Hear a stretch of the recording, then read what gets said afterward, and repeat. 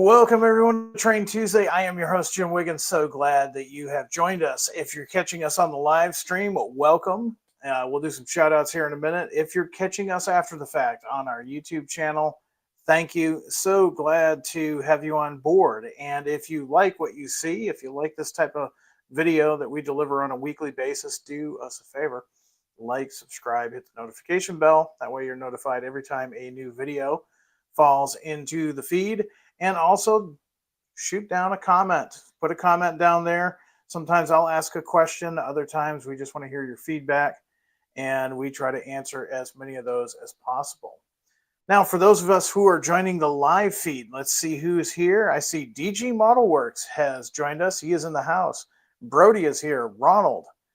Toby's Rail Fanning. Mr. Fisk is here. Ronald, Eric, Rogan, Harry's HO scale, and Ronald, just to name a few. We've got about 63 on board, and we're going to be talking passenger service tonight. We're going to be talking about the Bombardier cars that everybody has been waiting for in both HO and N scale. They are now finally shipping. In fact, I think the N scales, the HO scale ones went first. The N scale ones are now just finally leaving our distribution center. So if you had pre-orders for either the HO or the N scale versions, you should be getting a call from your dealer. If you did not, and you think, boy, you know what, these are pretty cool, you're probably going to want to go ahead and order those through your favorite shop after this live feed.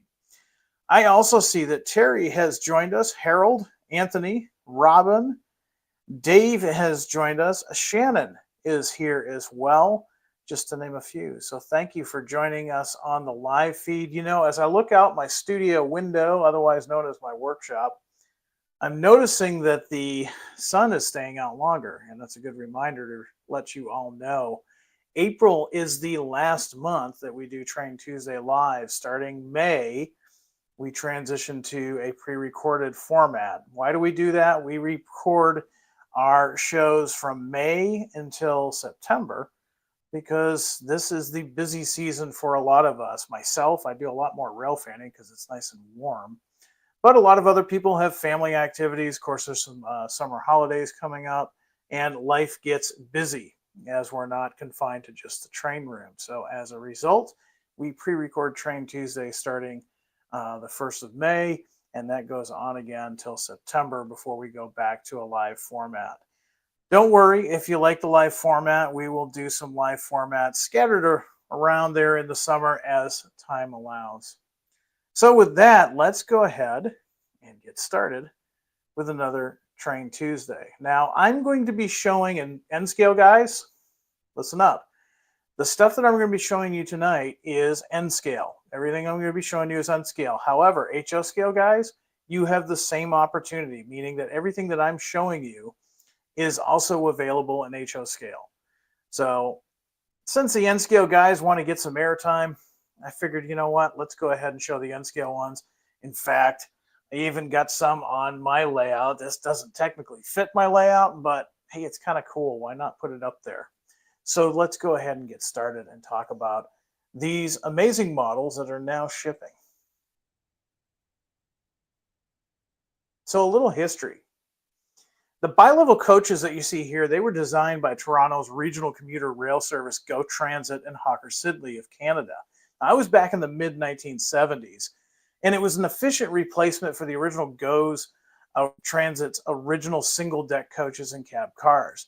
Now, later coaches were manufactured by Urban Transportation Development Corporation, CanCar, and most recently Bombardier. Alstom purchased Bombardier in 2021, not that long ago, and now owns the designs and manufacturing facility. Now, there are more than 1,500 bi-level coaches in service today, all of which have been built in Thunder Bay, Ontario. Now, the coaches have gone over numerous design changes over the years, originally featuring more shorter type windows, larger intermediate levels, featuring a washroom on the level and 162 seats in the original series. However, now they feature fewer, taller windows, smaller intermediate levels, 136 seats, and fully accessible washrooms on the lower level.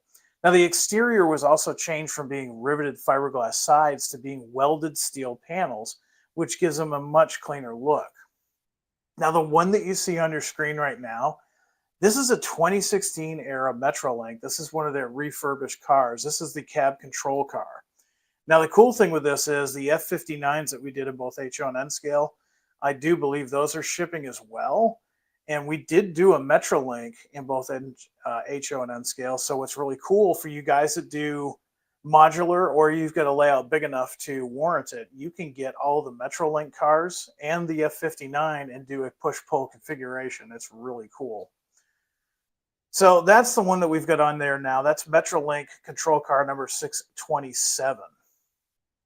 I'll show you what else we're offering with the Metrolink. Here's the refurb car set for Metrolink. It's a 3-car set. Again, 2016, so refurb, their new paint scheme, which, man, I kind of dig that paint scheme. It's really cool. This is going to include cars, coach cars, number 110, 122, and 161, as you see here. Now, a little history on Metrolink. Metrolink's reporting marks are SCAX. It's a commuter rail system in Southern California serving Los Angeles, Orange, Riverside, San Bernardino, and Ventura counties, as well as Oceanside and San Diego County. The system consists of 8 lines and 69 stations operating on 545.6 miles of track. Now, this includes Arrow, which Metrolink operates under a contract with the San Bernardino County Transportation Authority. So there you have it. Little history on Metrolink. The next one I'm going to show you that's available. Again, keep in mind, these are available in both HO and N scale. Here's a special paint scheme they did in 2008. It's called Bicycles. This was a special coach that they did basically so folks that commute by rail and bicycle could bring their bicycles with them. There was special mounting equipment to hold their bicycles. Really cool graphics on this. This is one that usually sells out. We have offered this one before, and they sell out really fast. In fact, I don't even have one here. I wish I did. I'd be running this on my N-Track modules. Now, going back to 2006, we have the as-delivered paint scheme. This is more of what a lot of folks may have remembered them to look like. This is, again, 2006 era, slightly different. You can kind of see it behind me. It's a white with a powder purple color. Still a striking paint scheme. This is cab control car number 632, and this is what it looked like when it was delivered new on the property back in 2006. Again, keep in mind, available right now as in both HO scale and N scale, but N scale guys, I'm throwing you a bone there and putting some N scale out there so you can see it.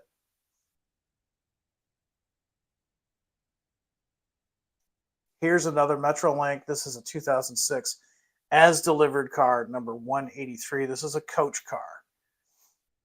Now you'll notice the cab control cars, you're going to have those details so that they can run push-pull configuration just like they do on the full scale.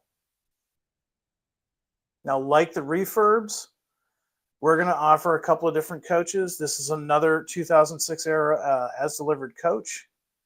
This is number 190. And also a 3-car set. Again, 2006 era. This is as they looked when they were delivered brand new in 2006. You're going to get 3 cars.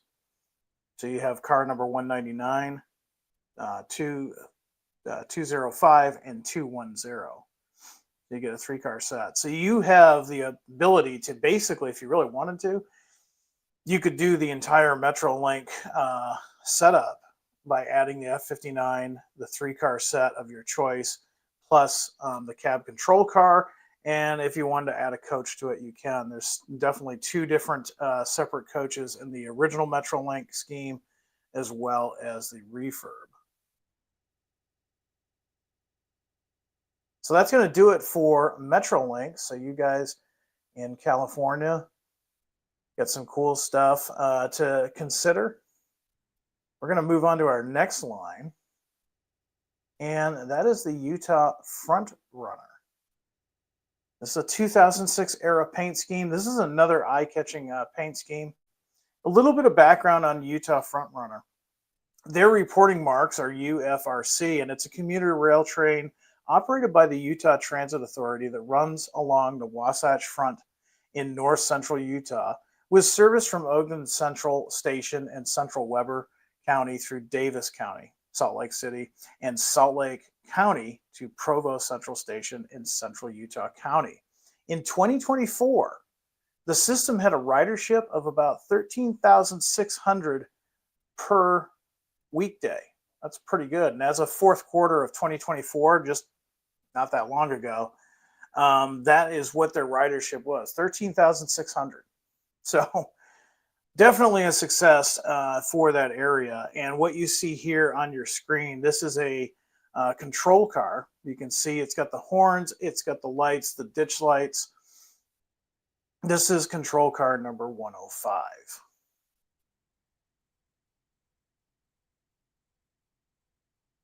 Now here's a coach, again, 2006 era. Actually, I'm sorry, this is another control car. This is control car number 108. So you've got two control cars for the Utah FrontRunner, and then we're going to offer a 3-car coach set, as seen here. So 2006 all the way up. And this is going to include car numbers 205, 209, and 210. So for you guys in the Utah area, going to want to stock up on these.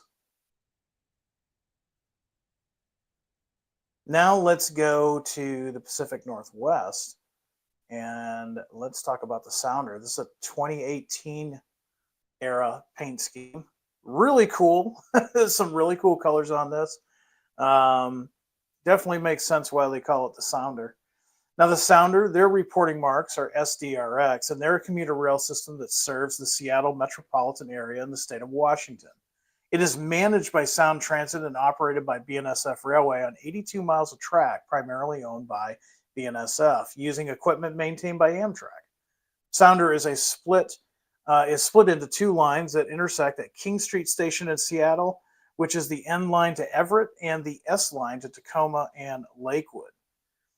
Here is the control car that we're offering for this set. Again, 2018 era. This is the cab control car. You can see it's got the horns up front, the lights, the number boards. Now, I can't see the comments right now, but I know there's questions out there. Do these have functioning lights? N scale, no. HO scale, no. However, that being said, some enterprising people out there can definitely make that happen. So besides the control car that you see here, and again, this is control car for the Sounder set, we also have a 3-car set. Now the 3-car coach set will include road numbers 210, 214, and 223.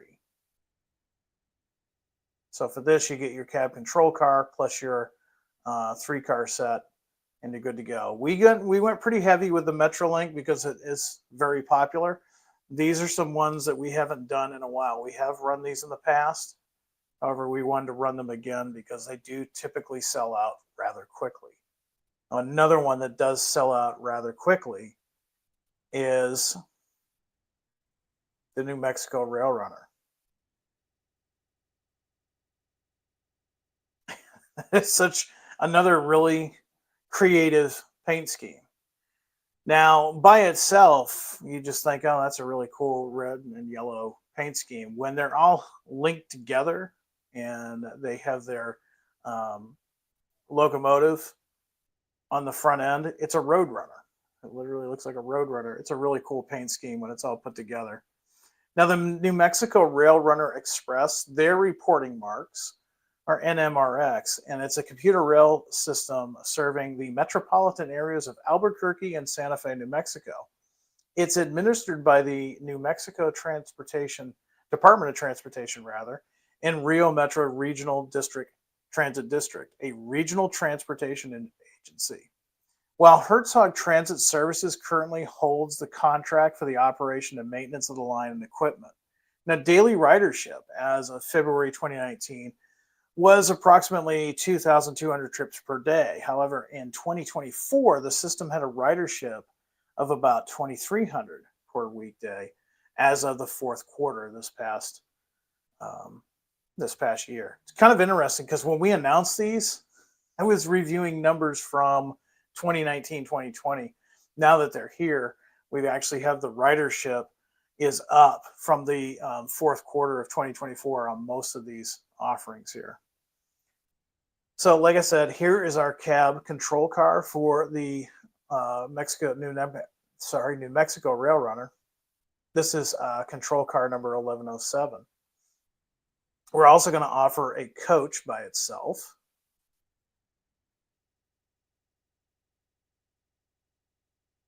And this is coach number 1001.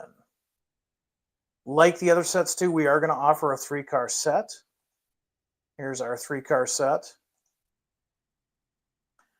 This car set will include road numbers 1003, 1001, and 1013, respectively. So again, you've got your cab control car, you've got a single coach plus 3-car set. And you can run these, unfortunately, in HO and N scale. There are models we don't currently produce, but there are models that you can use for head-end power for these models. And, you know, really, N scale guys, this is where you get to shine. These are extremely popular if you're into N-Track. I know it's called N-Rail now, or if you're into Fremo. Can you run these on T-Track? You can. T-Track can be kind of demanding on cars that are a little bit longer than your standard freight cars, but it could be done. We'll talk about the minimum radius on these in a minute. But this is where N-Scale can really shine, because you can have some really cool commuter service. And not only is it something that the public identifies with, especially in those areas, most people in these parts of the country will recognize those. But it's also a little bit different from Amtrak or Via. It's a little bit different than your standard older passenger sets that get run. This is a really cool thing to run. And let's not forget, too, we are seeing a rise of folks modeling more commuter rail. We get requests for other commuter rail services, like from my neck of the woods, the MBTA, or up the road, Metra. So we're considering it. So let's talk now about the features. We're going to start with the N-scale features, and then we're going to talk about the HO scale features, and then we'll open up the floor for questions. So N-scale features, okay, and this includes these guys behind me here. These trucks have been retooled. They've been retooled so they operate smoother, they roll smoother. And I can tell you, I've got them on code 55 rail right now, without any issues whatsoever. Now, the cab cars will include the details like the horn and the bell. Very small, really hard to see in these pictures, but they are there. They're really nicely done. These do have a detailed interior. It's surprising to see. It's kind of hard to see because these do come from the factory with tinted window glass. They also have separately applied grab irons.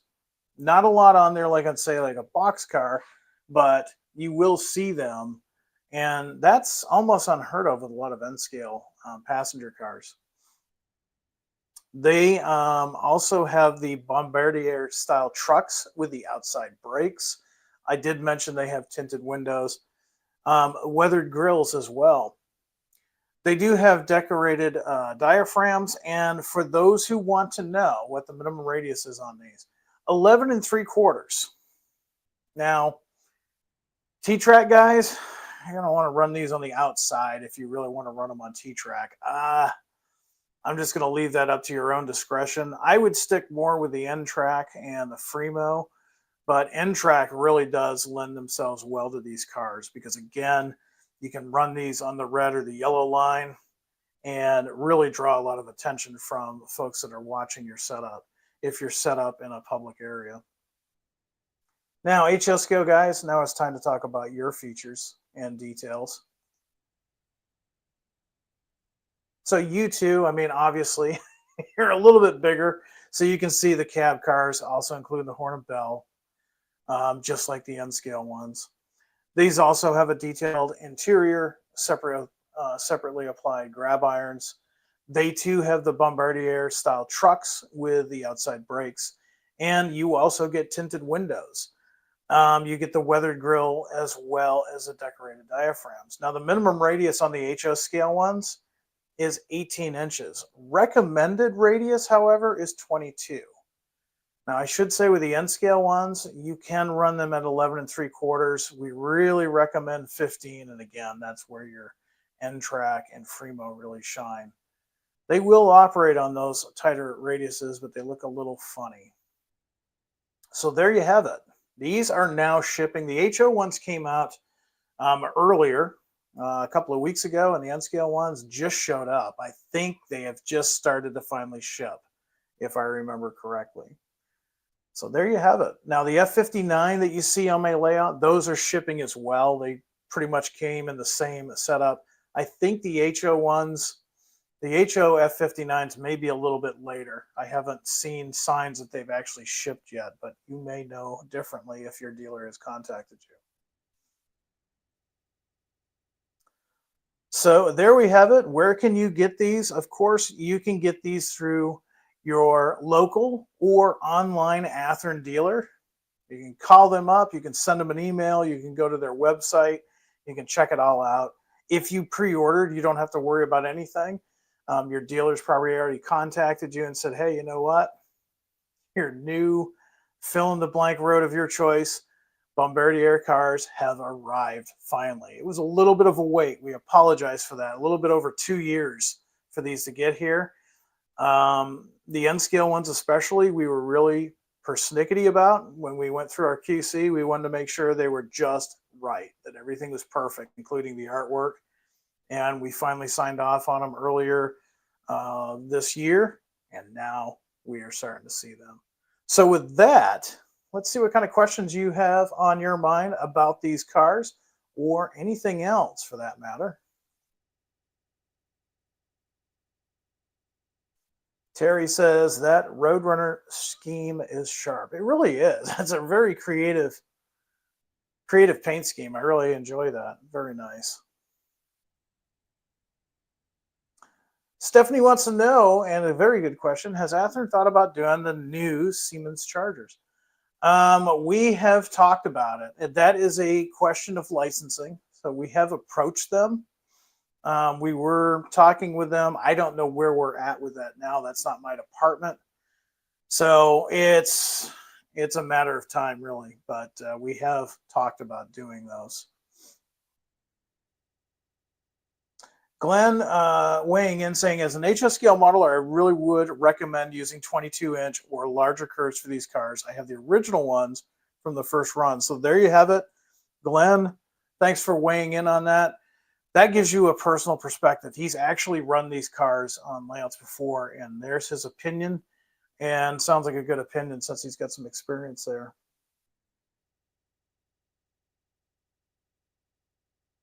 Terry wants to know, hey, Jim, any chances of rerunning the legendary livery like you guys did years ago on the F59s in the Southern ACL purple, Seaboard mint green, and red scheme?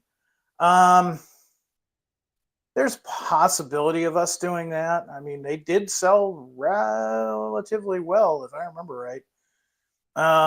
It's probably going to be a little bit, though, before we run the F59s again. We're working on some stuff, so we'll keep that in mind. However, that being said, if you ever have a suggestion like that, you can always send us an email, which goes right to product development.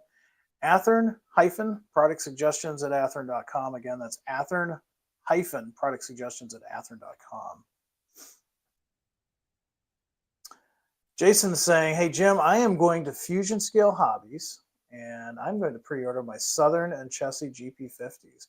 What's he talking about? Well, Friday, we finally got to release the April announcements, and we're doing GP50s again. GP50s are a strange beast. They weren't as successful as EMD wanted. Some could argue that that was the beginning of the end for EMD because GE was slowly making strides, especially in the horsepower. of getting the business from the class ones and smaller railroads. And but there were some railroads that did buy the GP50s, of course, the Southern, and later on they would become the Norfolk Southern. Now, we did some legendary liveries, and I know legendary liveries are a triggering point. It's sometimes entertaining to read the comments in the comment section because there's two camps. There's guys that love them, and there's guys that hate them. And we did some chassis ones. Why? Because we could. And for whatever reason, right now, chassis just seems to sell. So, Jason, thanks for that pre-order. And yeah, I think you're going to be happy with them.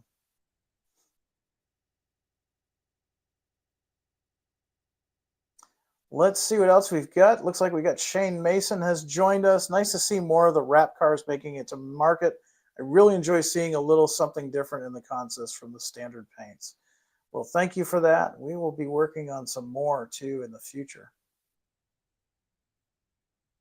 Randall says, hey, Jim, just want to say thanks to the Athearn PD team for rolling out the Frisco GP50s as they were originally meant to be, delivered before being absorbed into Burlington Northern in 1980. What he's talking about is we did legendary livery GP50s in Frisco in the Mandarin orange and white, or the creamsicle, I think it was called. Why? Well, because originally when Frisco went to EMD, they ordered GP50s. And while they were in production, well, they got absorbed into the Burlington Northern. Only one GP50 actually got painted in that paint scheme. The rest got a coat of Cascade Green and went on to live as Burlington Northern. And then finally, some did make it into BNSF. But we did a what if in the legendary liveries. We did it what if BN had never taken over the Frisco and the Frisco was allowed to be independent. That's what their fleet of locomotives would look like. So I'm glad to see that you like that. I will definitely let the guys in product development know.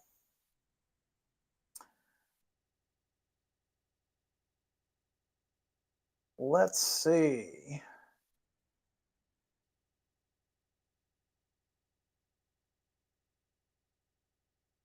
What else do we have here?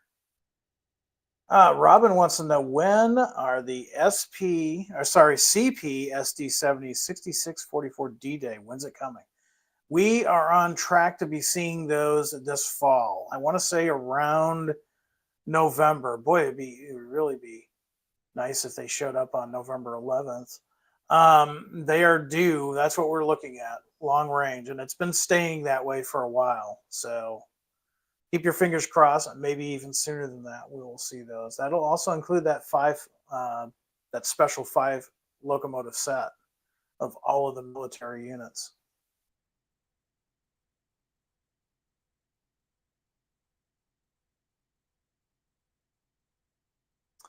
Let's see what else. Harry's HO Scale. He said the ICSD40. He ordered them from Lombard Hobby. Lombard is just up the road from me when I'm in Illinois. Great shop. Love the Death Star paint. Also was happy to see the potash hoppers. Not an easy find. You know, funny thing about the Illinois Central and the Death Star paint scheme. When I first, years ago, I actually moved to Illinois as a permanent resident before I went back to being a permanent resident in New Hampshire. And I was all excited to see the Illinois Central because as a young child, the Illinois Central was white and orange. And by the time I got here in the early to mid 90s, it was the Death Star paint scheme. And I was a little disappointed at first, but the Death Star paint scheme definitely grows on you. And from occasionally, I will see from the Clinton branch, not too far from me, I will still see an SD70 still in IC Death Star paint. And it's really cool to see that, especially since the CN paint has really taken over the Champaign yard. Let's see what else we've got here.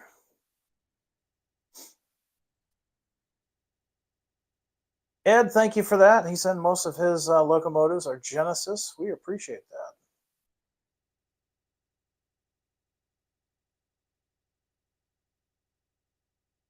Terry said that the GP50 legendary livery choices were well thought out. The Frisco and chassis decisions make sense. So that goes back to Athearn PD. And again, a lot of people think that the legendary liveries, yeah, sometimes we do some rather unique, sometimes borderline ridiculous paint schemes, but we do it for fun. There is a collector market out there, and then while it may not be your thing, there's somebody out there that's buying these locomotives. However, whenever we can, Athearn PD during their research will find things such as this. So it's not a stretch, it's a plausible. It's kind of like a good James Bond movie. It's not exactly true, but it's pretty plausible. You know, some of the science could make sense. Although, I don't know. I don't know about the man with the golden gun. But other than that, probably most of Bond movies could be plausible.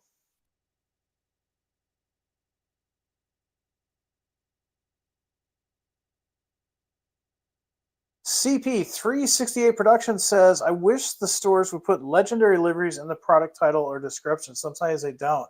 That's odd because when we do the product descriptions, we try to put that in there. And actually, when we have to give the web team our information on a monthly basis to get uploaded to the website, that's one of the key characters that we put in, either Prime for Grime or legendary liveries. So that's interesting. Talk to your shop and see how they're getting information from their Horizon sales rep, because they should be seeing that in the product description. So thanks for writing in and letting me know about that.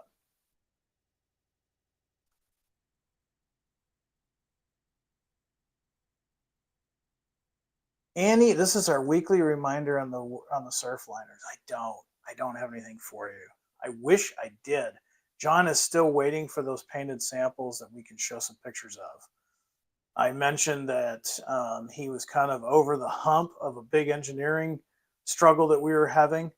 That was back during Amherst. If you got to go to Amherst and talk to John, he actually had some samples there that he was showing, and he was hoping that with those refinements finally done and out of the way, he would have those samples to us.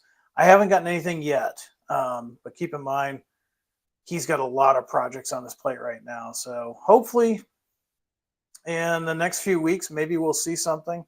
We're still trying to get those out before the end of the year. I know a lot of you are tired of me saying that, but that's what we're trying for. And that comes from our PD guys.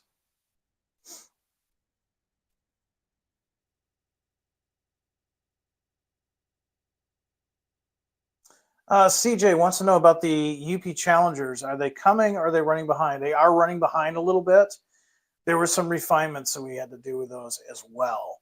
We originally were hoping to get those out by this fall. That has been extended, unfortunately. Right now, I do not have an ETA for you on that, other than the fact that PD is working hard on some revisions that will, I don't think you'll mind once they get those done. And once we have some updates on what's been done, we'll let you know through social media and, of course, our newsletter.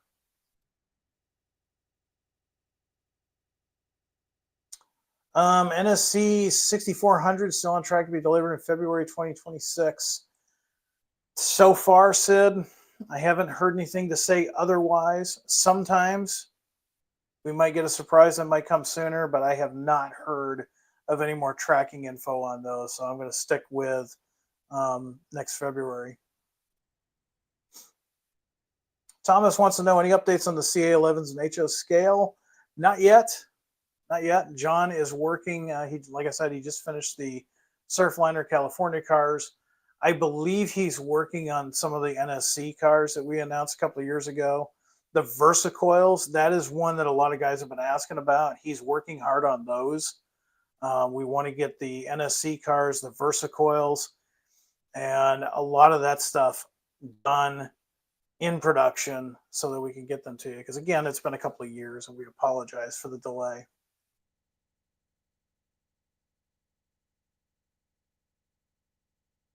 Good question, Dan. I'm going to put it up here. Question for you, Jim. Sounds like Athearn is going full blast with EMDs and recent General Electric.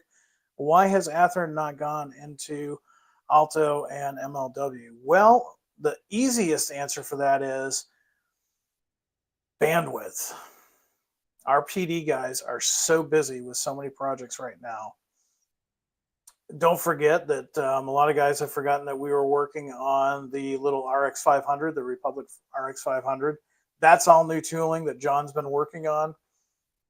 we're at the point now where we're pretty much at capacity and we're trying to get the backlog done. So it'd be kind of not good for us to take on any new projects until we start getting this backlog done. Don't forget either, we announced SD 60s back in November when we were at Train Fest, and last July we announced SD 50s. So that's all new tooling as well. Now, since they share some similarities, that makes things a little bit easier. But when you throw in, say, a Conrail SD50, there's a little bit more than just changing the paint color to a standard EMD SD50 when you're talking Conrail. So our PD guys are super busy with the research on those and working on the tooling, going back and forth for the factory. So maybe once we get caught up with a lot of the things that are on our plate, maybe we'll start looking into those other locomotives as well. But good question.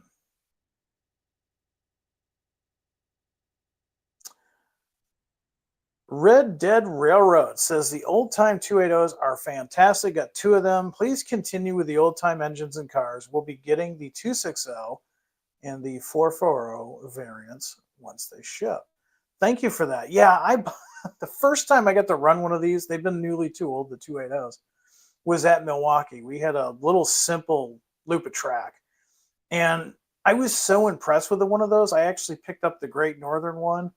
And even though my HO layout that I'm building has nothing to do with that era, that railroad, I'm still going to pick up some of those 36-foot box cars and some of the other 36-foot old-time cars just to run every now and then, because they really are great little runners for steam. I remember in the dark old days, my HO scale steam in the 70s and 80s did not run well at all, which is why I became a diesel fan. It was a lot easier to maintain and get those things to run half decent.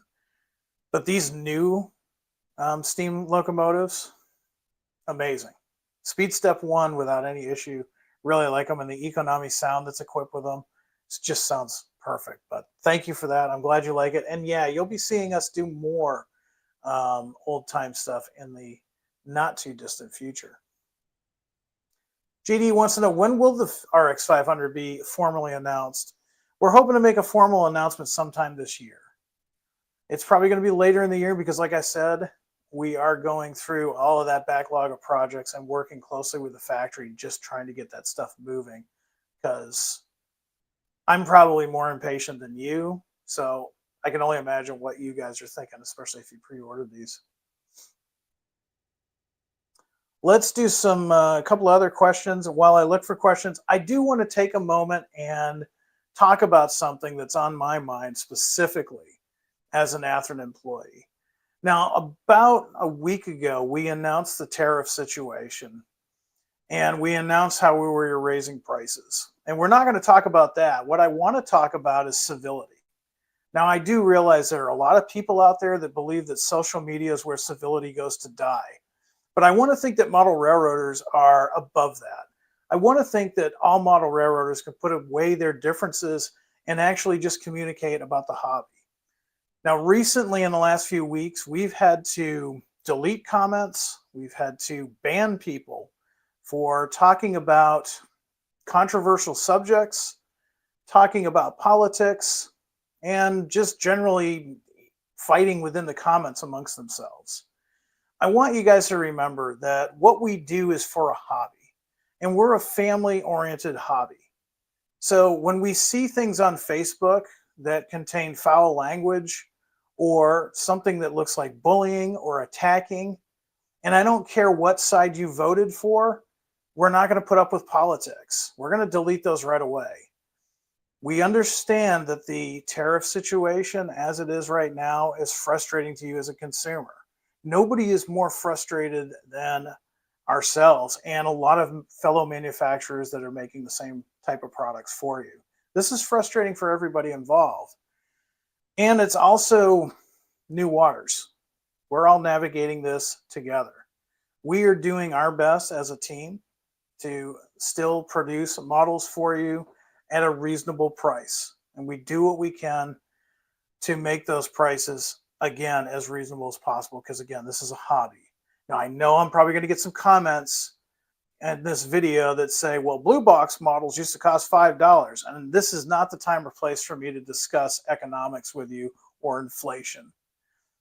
What it is how we're coping with the hand that's been dealt with us. Is it perfect? No. Is Horizon perfect? No. But we're doing the best that we can with what we have. And that being said, I do want to say, in the future, if we see any more derogatory comments to Athearn employees, Athearn or Horizon, political persuasions, the hobby itself, or if there's more inroads fighting in the comment section, we're just going to delete those. There's just no room for this in this hobby. Everybody should be celebrating this hobby for what it is. It's a free pastime. And trust me, there's a lot more hobbies out there that are a lot more expensive than model railroading. Certainly we can argue about the more important things. Like, why did Chessie ever go away? Why didn't CSX just adopt that paint scheme? These are the subjects that I'm really concerned about. So just a friendly reminder. We know everybody has an opinion. Social media makes it easy for that to happen. But before you hit that enter button, think about the impact you're making on others. Try to think about it as you're standing in the same room with that person. A little bit of civility goes a long way. So with that being said, let's see what other questions we have, and then I'm going to let you get back to one of the most relaxing hobbies in the world, model railroading. Let's see.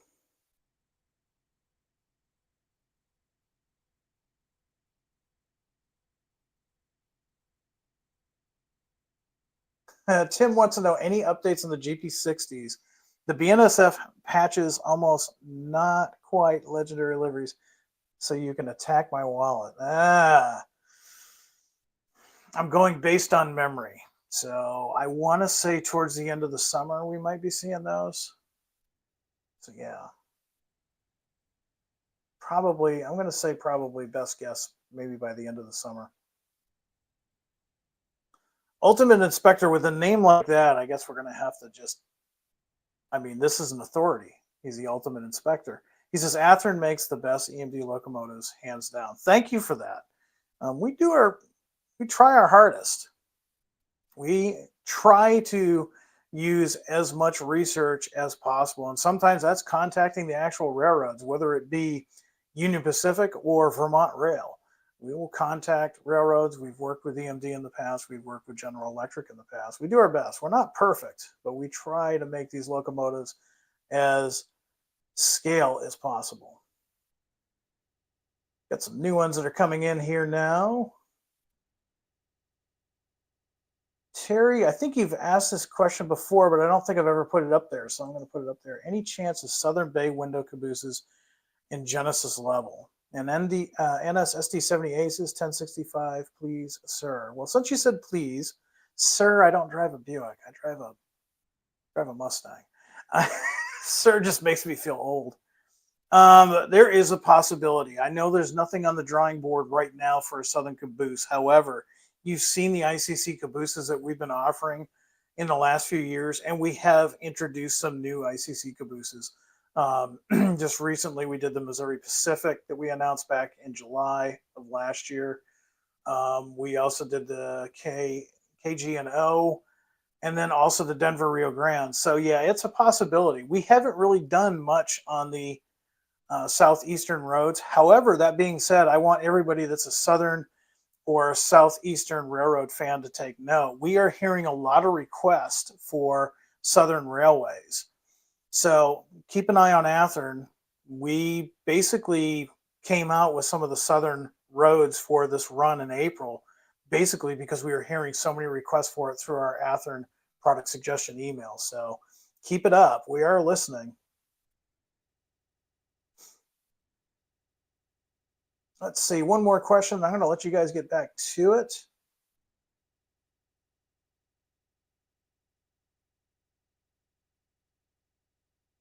A couple of folks asking about the concession stand caboose. John had the really cool sign.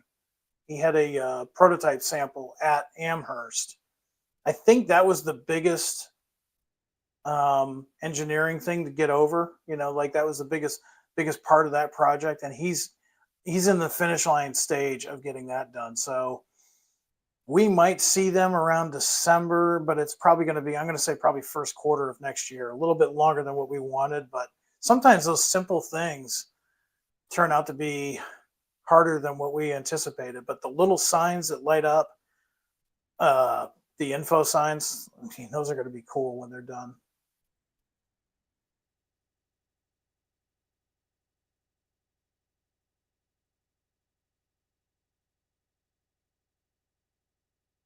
All right. Mr. Reynolds, Dave Reynolds, I thought of you specifically when you saw those. I thought of you specifically. Dave is our big Southern Railway fan, and so glad that we could help him out on that. Timeline on those cabooses, the KONG. Currently, we're looking at probably a late fall 2026 release. I'm going a little bit further out because I'd rather under promise and over deliver. They might be sooner than that, but I'm going to go with that for right now. I don't have a lot of data on those just yet.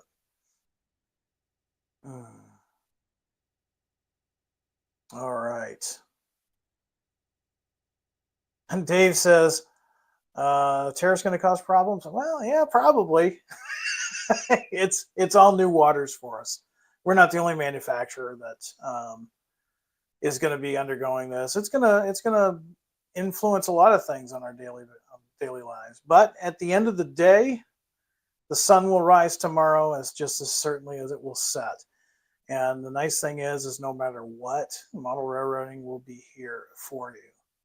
So with that being said, I want everybody out there to be happy, be healthy, be safe. Do some model railroading. Get your mind off the politics. Get your mind off the television. Get your mind off all that stuff. Sit down at your workbench. Get the dull code out. Do some weathering. Do some modeling. I don't know about you. For me, we're in the very beginning stages of spring, and soon I'm going to be slowly transitioning from working on the layout to getting out there and doing some rail fanning. So get some pictures. You can always share those with Athearn for future product suggestions. You can send those to Athearn-product-suggestions@athearn.com. But I will be back next Tuesday with some more models that will either be delivering to your dealer or soon to be in stock with your dealer. But until next time, high greens, everyone.